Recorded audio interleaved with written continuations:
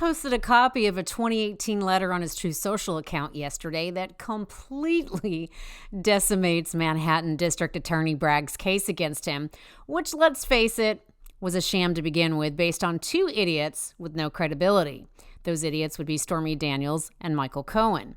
As you and most Americans are aware, it's being reported that Bragg is, of course, considering whether or not to indict Trump over hush money in the amount of $130,000 to porn star Stormy Daniels in 2016, which was weeks prior to the November election. Cohen is desperately claiming that it was Trump that requested that payment be made to Daniels. Well, a former legal advisor to Cohen named Robert Costello testified on Monday that Trump was not aware of the payment Cohen made to Daniels and touted Cohen as a liar. Trump wrote on Truth Social the following, quote, "Wow, look what was just found. A letter from Cohen's lawyer to the Federal Election Commission. This is totally exculpatory and must end the Manhattan District Attorney's witch hunt immediately." Cohen admits that he did it himself. The DA should get on with prosecuting violent criminals so people can walk down the sidewalks of New York without being murdered. The letter dated February 8th, 2018 reads as follows. "I am writing on behalf of my client, Michael D. Cohen, in response to your letter dated January 30th, 2018. Specifically, this letter responds to the complaint numbered MUR 7313, which was filed with the Federal Elections Commission, FEC, by Common Cause and Paul S. Ryan. In a private transaction in 2016, before the U.S. presidential election, Mr. Cohen used his own personal funds to facilitate a payment of $130,000 to Miss Stephanie Clifford. Neither the Trump Organization nor the Trump campaign was a party to the transaction with Miss Clifford, and neither reimbursed Mr. Cohen for the payment directly or indirectly. Contrary to the allegation in the complaint, which are entirely speculative, neither Mr. Cohen nor Essential Consultants, LLC made any in-kind contributions to Donald J. Trump for President, Inc., or any other presidential campaign committee. Mr. Cohen has not been a government employee during any of the relevant time period. The payment in question does not constitute a campaign contribution or expenditure, and therefore the FEC lacks jurisdiction over this matter. The complainants have not and cannot present any evidence to the contrary. Accordingly, the complaint should be dismissed." This, of course, came just after Bragg mysteriously canceled his scheduled grand jury meeting about his case against Trump yesterday. It was just learned that the Manhattan grand jury will not hear testimony again today, nor will they deliberate or vote on the hush money case against Trump. According to a source, since the grand jury doesn't sit on Fridays, a vote on the Trump case is not expected this week.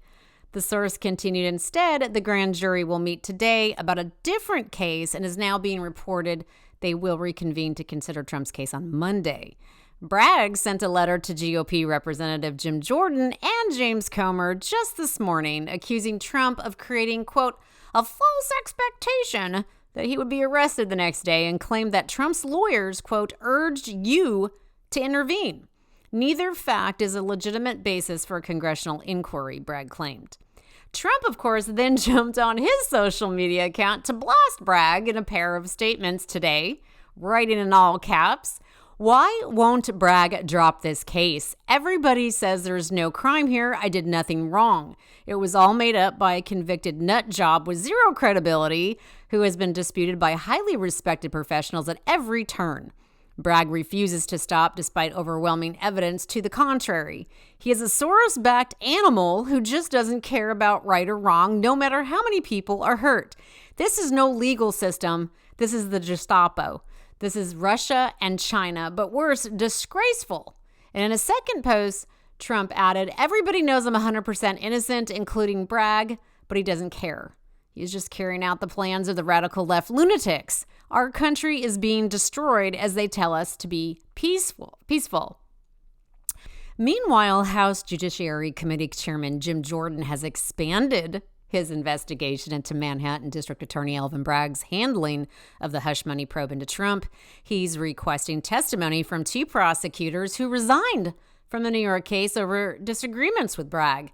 Jordan sent letters yesterday to Mark Pomerantz, former New York County Special Assistant District Attorney, and Carrie Dunn, former Manhattan Special Assistant District Attorney, both of whom resigned from Bragg's Trump investigation in February 2022 because they disagreed with the district attorney's reluctance to try and indict Trump on the second grand jury that had been impaneled in the case. The Judiciary Chair is requesting that they testify during a transcribed interview, quote, as soon as possible, and hand over documents and communications. Now, Jordan wrote in one letter, quote, last year, you resigned from the office over Bragg's initial reluctance to move forward with charges, shaming Bragg in your resignation letter, which was subsequently leaked, into bringing charges.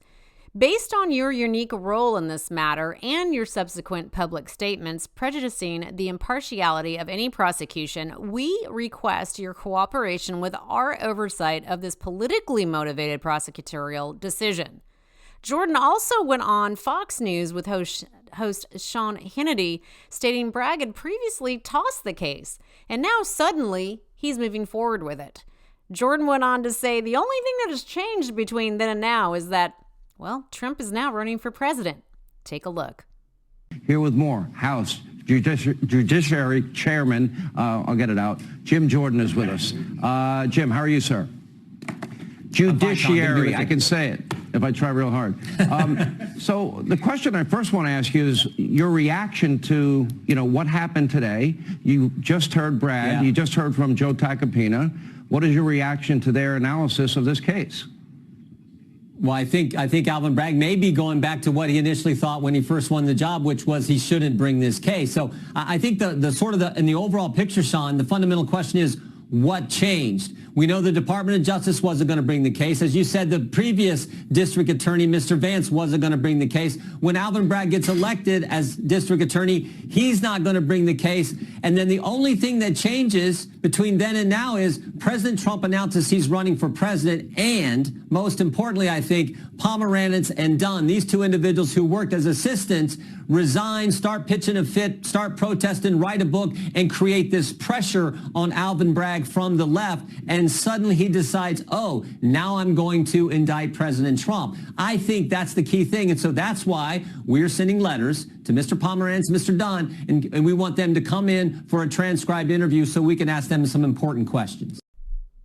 I honestly have no idea why in the hell Bragg could remotely think that he could get away with this. Like, what is he smoking? Because he must be high on something. Yeah, probably like George Soros's dollar bills. Bragg's just like a one-trick pony that in the end will be the only one taking it in the ass. You know what they say? Fuck around and find out. Well, something tells me he's about to.